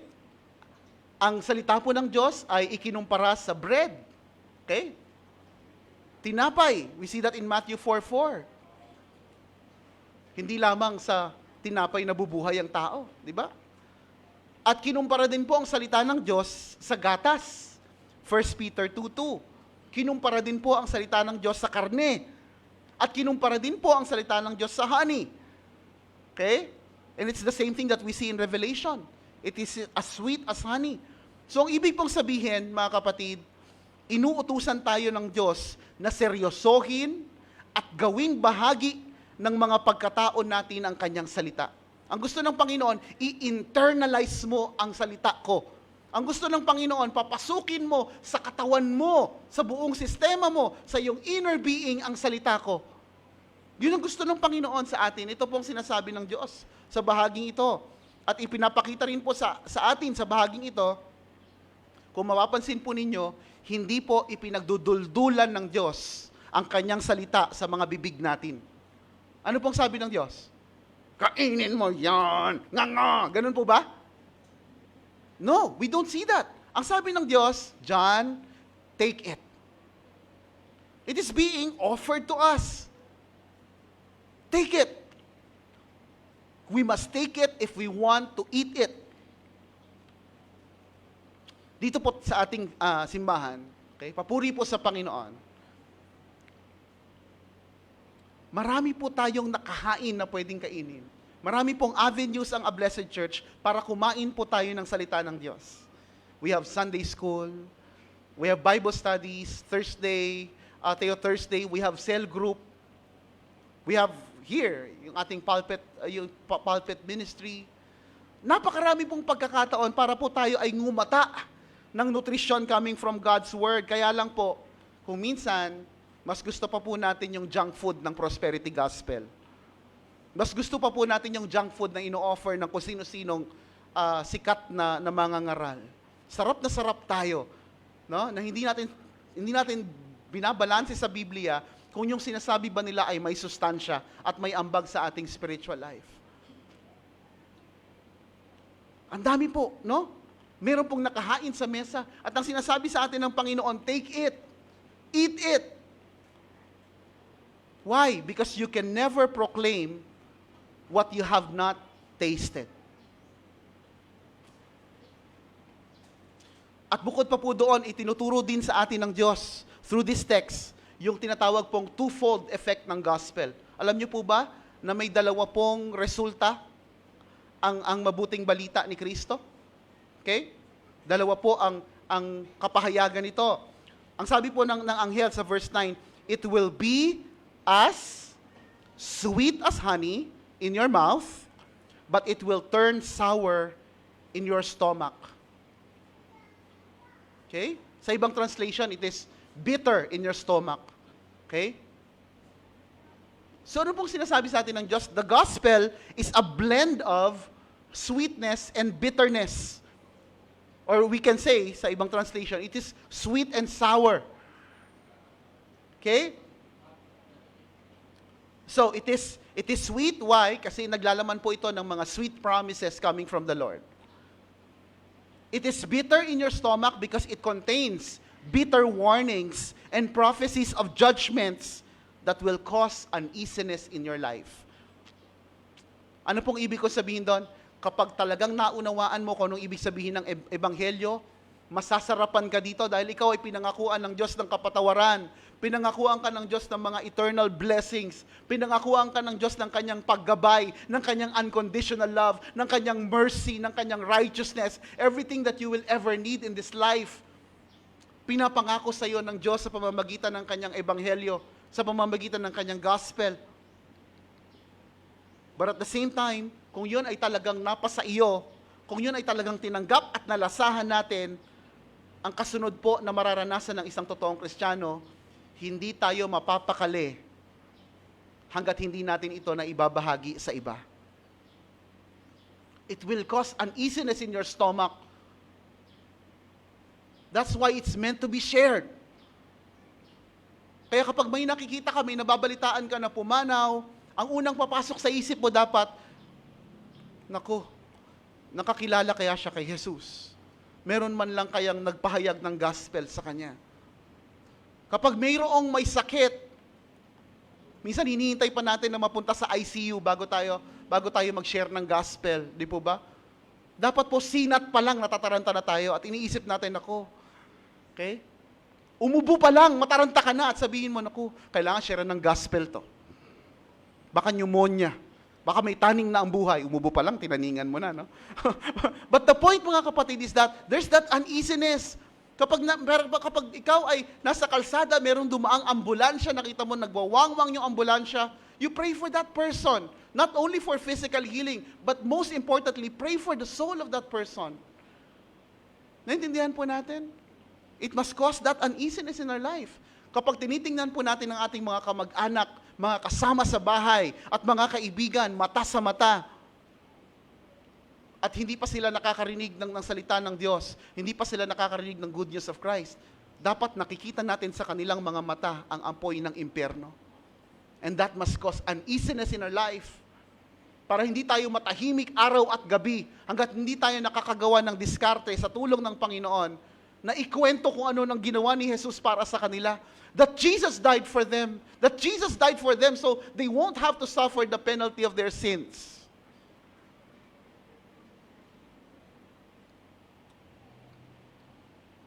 So it causes bitterness in our stomach.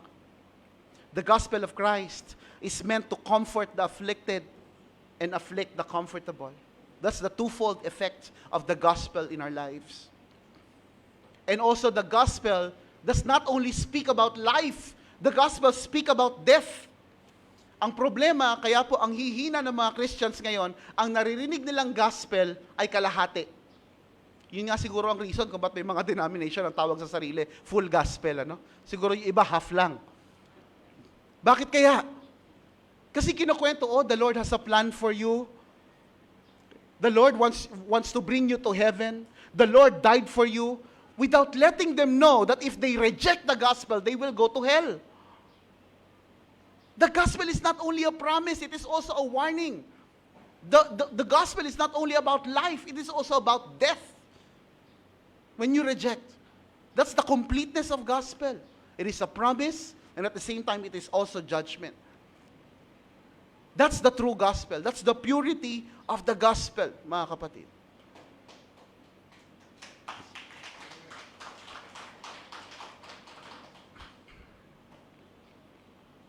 Kaya hindi po natin pwedeng pababawin ang mensahe ng Diyos para lang i-please ang tagapakinig.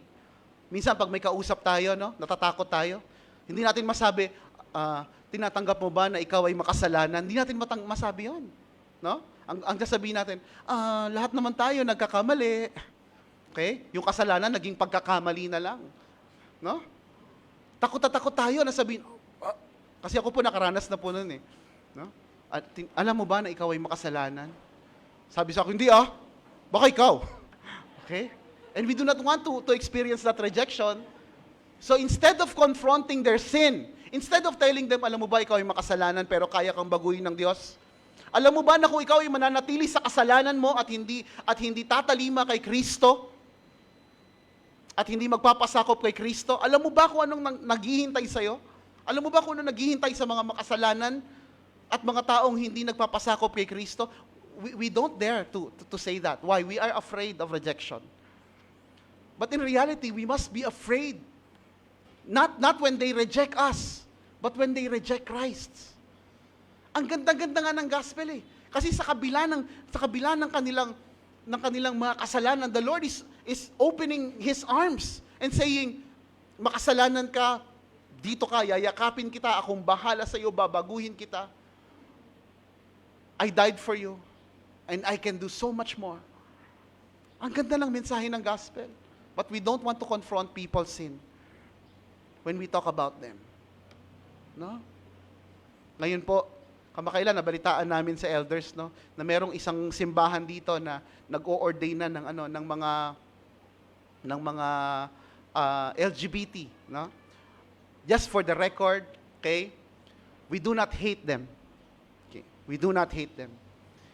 At hindi tayo dapat lumugar sa isang sitwasyon na dinidisrespect or dinidiscriminate sila. We are against discrimination because our Jesus is against oppression. But we can never accept the lie na mayroong nilalang ang Diyos maliban sa lalaki at babae. Okay? The point is, a lot of churches, even Christian churches, are accepting that now. Ang tanong, kung tatanggapin mo lang yon, what will happen to them? In fact, we love them. What will happen to them if they do not know? What will happen to them if they embrace the lie and reject the truth of Scripture? What will happen to them? Kaya lang, nagkaroon na po tayo ng masamang mantsa sa lipunan. Kasi when we speak the Bible, ang tingin kaagad sa atin ng tao ay, may hatred, hater, no? Basher. No. Ang pinakamapagmahal na pwedeng gawin ng isang tao ay ipahayag ang katotohanan ni Kristo. Ipahayag ang katotohanan ng Biblia sa bawat isa. So towards the end of the text, sinabi ng angel kay John, you must prophesy again about many peoples, nations, languages, and kings. Yung word po dito na about, sa Greek po ay epi. Na it could be about, or it could mean upon or to. Okay? Pero ano man ang gamitin natin dito na translation, kung ang gusto nating gamitin na translation ay about, kasi it could be about, ang sinasabi dito ng anghel, okay, magpahayag ka patungkol sa mga bayan, patungkol sa mga tao, patungkol sa mga lengguwahe, patungkol sa mga hari. Yun ang ibig sabihin, ano? So, either way, kapag ang ginamit po natin ay yung about na word, okay? Ang sinasabi ng anghel kay John, reveal to the churches that God's judgment is approaching. Okay? Talk about these people who will receive judgment. Talk about this world, the whole world receiving judgment from God. Okay? Or pwede rin naman kapag ang translation na ginamit natin ay to. Okay? Deliver this to. Not about, but to. Or speak to. Or speak upon. Ang sinasabi ng anghel kay John, deliver the message to people. To all nations. To all languages. Highlighting the church's missionary effort. So trabaho po ng simbahan na abutin po lahat ng kaya nating abutin sa tulong ng Diyos. Mga bayan, mga grupo ng tao na hindi pa po nakakakilala sa Kanya. So as we end this, mga kapatid, kumusta ang spiritual feeding mo? Can you ask your seatmate? Pwede bang pakitanong nga po? Okay? Siyempre, hindi sasagot yan. Pakiramdaman mo na lang. Okay? Okay? Kamusta spiritual feeding mo? Okay? Nagde-devotion ka pa ba? Okay? Ba't lagi kang absent sa Sunday school? Ba't hindi mo sinasamantala yung ating mga pag-aaral ng salita ng Diyos? Have you been eating the gospel of Christ? Through Jesus Christ, bakit po siya sweet? Through Jesus Christ, our sins will never be held against us by God. Yun ang ibig sabihin ng Bible. Na kung mananahan tayo kay Jesus, exempted na tayo sa penalty ng ating mga kasalanan. Okay? And through Him, God has marked us as His own. Itinuturing tayo ng Diyos na Kanya, guaranteeing that we need not be afraid of His judgment. Ang ibig sabihin, kapag ikaw ay na kay Kristo, walang kahatulan na babagsak sa buhay mo. Okay? You may experience suffering, you may experience hardships in this life, but those suffering and hardships will only be designed to strengthen you and to make you wiser even more in your life. It will never. Amen. That is why it is as sweet as honey. The gospel is as sweet as honey because it offers this promise, this guarantee coming from the Lord. But at the same time, mga kapatid, kumusta naman ang sikmura mo ngayon? Okay? Bakit parang kampanteng-kampante tayo na tayo lang ang nakakaalam ng mabuting balita? During the days of tribulation, as the earth is subjected to seal and trumpet judgments, God's people, ito po ang ginagawa dapat natin, God's people should be actively engaged in proclaiming God's word and earnestly praying for God's will to be done on earth as it is in heaven. Marami pa pong bayan at tribo ang hindi pa nakakatikim ng bittersweet na gospel ni Jesus. At bilang isang simbahan po, pinagkatiwalaan tayo ng ganitong tungkulin. Sama-sama po nating ihanda ang hapag ng Diyos para sa kanila. Let's offer God's word to them. Let's offer the gospel to them. At ang simbahan po natin ay mayroon pong mga sineset up na mga kaparaanan para maabot po natin itong mga taong ito. Okay. Magtulungan po tayo para sa ating mga kaibigan, kamag-anak na hindi pa nakakakilala sa Diyos. Contact nyo po yung evangelism ministry natin and we will strategize. We will find a way. Okay? We will ask God's wisdom kung paano silang mabahaginan ng salita ng Diyos. Gayun din naman po, meron po tayong missions team na naghahanda po ng mga magagandang bagay, preparing training opportunities for all of us and ministry missions exposures. No? Lalabas po tayo at hahayo tayo para ipangaral ang salita ng Diyos. But then you may think, hindi naman ako magaling magsalita kagaya ng ibang mga kapatid ko sa pananampalataya, pero magaling kang magluto. Gamitin natin yung skill mo para maipahayag ang gawing ating kasangkapan para maihayag ang ebanghelyo. Hindi ka nga magaling magsalita, pero ang galing-galing mo naman kumanta. Hindi ka nga magaling magsalita, pero ang galing-galing mo naman tumugtog ng instrumento. Ang galing-galing mo rin namang bumoka. Ang galing-galing mo rin namang bumati sa mga tao. Whatever it is that you can do, even in simplest ways, kayang gamitin ng Panginoon para magkaroon tayo ng ambag sa nais niya na abutin ang mga bayang ito. Let us all stand and give the Lord a mighty hand of praise. Let's pray. Salamat po, Panginoon, sa iyong salita. Ang salita mo ay matamis, na parang pulot. At Lord, ang nais namin, Panginoon, ay sumunod sa iyo. Wag po nawang manatili sa aming mga bibig lamang ang tamis. Bagkus, Lord, bigyan mo kami, Panginoon, Lord God, ng mahapding sikmura, Panginoon. That spiritual desire, na hindi kami matatahimik, Panginoon, na hindi kikilos at hindi ipapahayag ang iyong ebanghelyo sa mga taong hindi pa nakakarinig ng iyong mabuting balita, Lord. May we, Lord, please, never let us, Lord God, to be comfortable in our state, Lord. Na kami lamang po ang nakakaalam na ito. Bigyan niyo po kami, Lord God, ng matinding pagdanais, kakayahan, at pagkakataon, Lord, para maabot yung aming mga kamag-anak, kaibigan, at maging yung mga taong hindi namin kilala, na sila'y patuloy naming ipanalangin, simula ngayon, Panginoon, that we will commit our time praying for them, Lord God, and asking you for opportunity, Lord God, na sila po ay makausap, at madala, Panginoon, maakay sa iyo. And Lord, we thank you, Lord God, because you are bringing people in. Lord, marami po kaming nakikitang mga bagong muka, mga bata, matatanda na pinapasok mo sa lugar na ito para makapakinig ng inyong salita. Salamat po for bringing in people to a blessed church. And I know, Lord God, you're about to bring in more.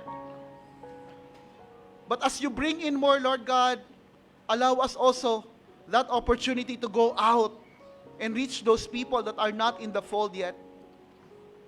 And in all this, Lord God, be glorified, be magnified. In the mighty name of Jesus we pray. Amen. Amen.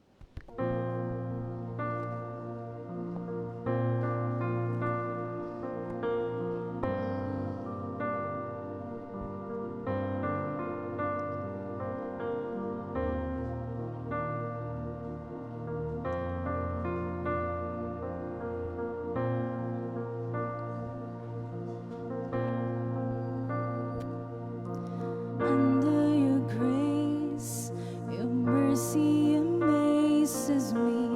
Under your wings, your shadow covers me. Your promise of love, where my heart is safely undone.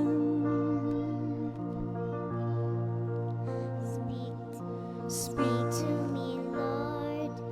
Your servant is listening over the noise. I hear you whispering, my hope has come, and my heart is safely undone.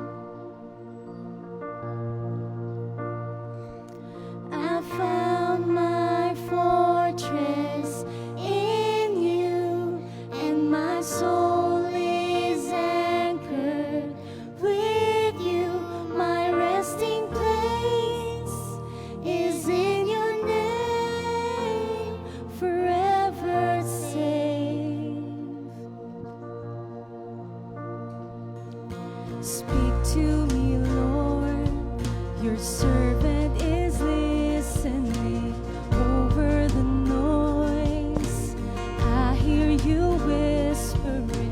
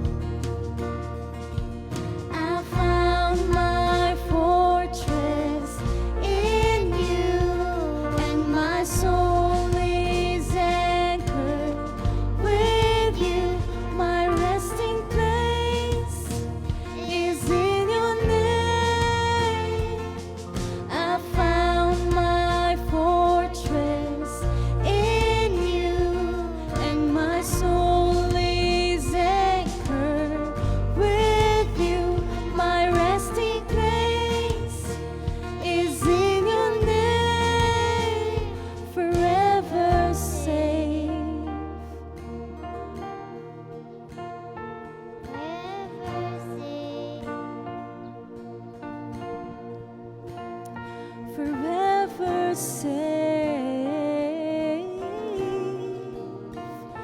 forever safe. You are never far away, always reaching out to save my weakness, covered by your strength, and I am found forever safe. You are never far away, always reaching out to save my weakness, covered by your strength, and I am found forever safe. I found my fortress in you, and my soul is anchored with you. My resting place is in your name, forever safe.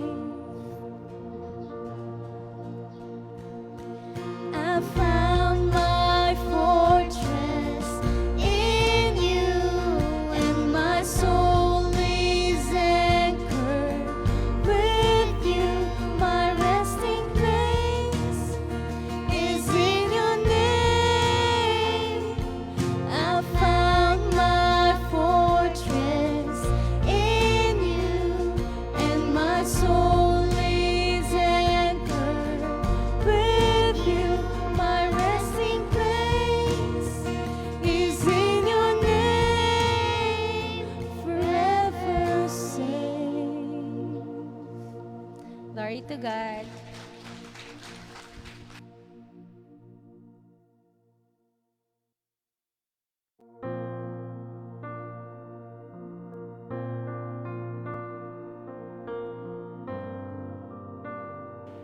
Thank you, Pastor, for letting God use your life po, and for Ate Ann and Zoe for dedicating a song to our Lord po. Dadako na po tayo sa ating offertory giving. Open po natin ang ating Bibles to Psalm 54, verse 6.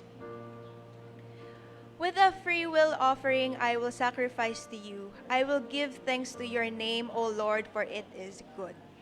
Offering to the Lord should not be forced po. Give as what your heart says.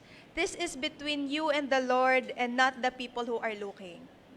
God has blessed us with free will, and as His children, let us glorify Him through any way that we can po.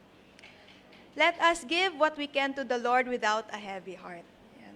Ang offertory po natin will be used only for the glory of God, in building a sanctuary for the operations of His church, and as well as the ministries po. Announcements naman po, meron pa rin po tayong 3 ways for tithing, which are the bank transfer, GCash, and the envelopes po sa likod. And be reminded lang po na mag-log po tayo sa logbook if ang way po natin of tithing is sa wallets po. Ayan. Thanksgiving is 2 slots pa rin po na pwede for reservation to Ate Nel or kay Pastor po. Huwag po tayong mahiya to share the goodness ng Lord sa ating church. Ayan. Cell groups po ay every Monday, 7 p.m. Prayer and worship nights, 7 p.m. every Wednesday. Theo Thursday, 7:30 p.m. every Thursday. Sunday schools po for the young at heart. Our elderly po ay before worship. Our kids naman po ay during the worship service. Reminder lang po sa parents natin na sunduin po natin ang ating kiddos after. And lastly, after worship naman po, ang youth, women, and as well as the men. And if kinakatok po ng Lord ang inyong puso, open po ang ating ministries to new members. Highly encourage po ang bawat isa to join a ministry. Let us serve the Lord together po. Approach po natin si Sister Cathy for a blessed voice, Sister Alje for our tech and physicals team, si Sister Ann po for our application song, and for those who want to preside po, approach po natin si Sister Carlene. Every ministry welcomes you with open arms po. And lastly po, after worship, we are asking everyone po to help sa pagliligpit. Yun lamang po. Ayan. So, Let's pray for the offertory po. Good morning, Panginoon. Thank you, Panginoon, for loving us. And thank you, Panginoon, for letting us love you, Panginoon. We pray, Panginoon, that you bless each and everyone na nandito, Panginoon. And may you further bless, Panginoon, the people who have the heart to give back to you, Panginoon. Lord God, we pray that this offering give you glory, Panginoon, to you and you alone, Panginoon. May these offerings, Panginoon, further your ministries, Panginoon, to support, Panginoon, kung ano man po ang plano nyo sa church na ito, Panginoon. We pray, Panginoon, that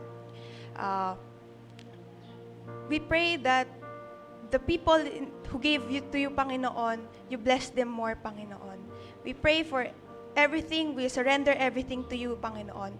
We love you, Panginoon. In Christ's mighty name we pray, Amen.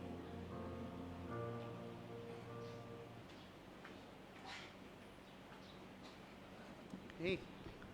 Purihin po ang Panginoon sa kanyang kabutihan sa atin. Okay. Gusto ko pong i-acknowledge, meron po tayong, kanina po, umaga, ang dami ko na nakikitang mga bata na dumidiretso sa Sunday School. Yung iba sa kanila, mga first time ko lang nakita. No? Purihin po natin ang Panginoon kasi talagang agree po ako kay Joey De Leon, hanggat may bata, may sasabi niya, may itbulaga, no, sabi niya. Pero sa atin naman po, yung pagkakaroon po natin ng maraming chikiting sa loob ng A Blessed Church ay napakaganda pong senyales ng ating kinabukasan. So these are our future leaders. Ngayon pa lang, as early as now, tinitrain na po natin sila through our Sunday School. Kaya magdala po kayo. Bigyan po natin ng malaking problema yung Christian Education Department natin. Okay? Hanggang sa wala na tayong mapaglagyan para bigyan tayo ng Lord ng mas malaki pang lugar. Ganun lang naman. Kasi ang totoo po niyan, pangako po ng Diyos, we have the assurance in Scripture that when we take care of God's business, He also takes care of our needs. Okay? We see that in Matthew 6:33, di po ba? Sabi, seek ye first the kingdom of God and His righteousness, all these things shall be added unto you. So let's be busy in discipling people. Let's be busy in proclaiming the gospel. At bahala na siya kung tayo man ay mangangailangan sa ating paggawa ng ating mga tungkulin. Okay? Kasama rin po natin ngayon si Brother Boy, kaibigan po ni Kuya Max at ni Kuya Melvin. Brother Boy, welcome po sa amin. Okay? So, siya po ay Christian na, coming from a different church. Nandito po siya dahil binibisita niya po tayo. At it's a blessing for us po na kayo po ay mapatapak po sa aming lugar, Brother Boy. Okay? So, meron po bang iba na hindi po ako Ayan, yung parents ni JB nandito. Next Sunday po, si JB po yung magpipreach. So, meron siyang hinahanda para sa atin. So, Nay, sana nandito kayo next week ulit po. Okay? So, itaas po natin. Meron po ba akong Naku, baka meron ako na-miss out. Meron po ba ako na-miss out na bisita natin?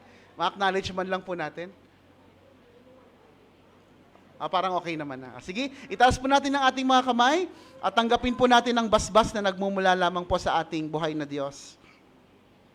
Sa Kanya na makapag-iingat sa inyo upang hindi kayo magkasala at makapaghaharap sa inyo ng walang kapintasan at ng may malaking kagalakan sa Kanyang kalwalhatian, sa isang Diyos na ating tagapagligtas sa pamamagitan ni Hesukristo na Panginoon natin, sa Kanyang kalwalhatian, kadakilaan, kapamahalaan at kapangyarihan mula pa noong una, ngayon at magpakailanman.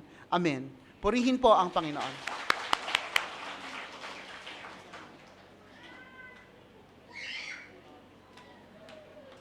And here ends our worship service po. Thank you po, Blessed Church. To God be all the glory and Happy Lord's Day po.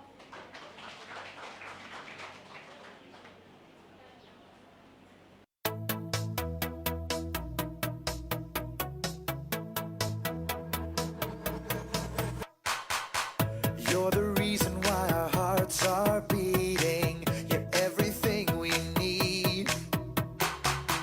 You're the reason for the songs we're singing. We sing because we're free. Come on, come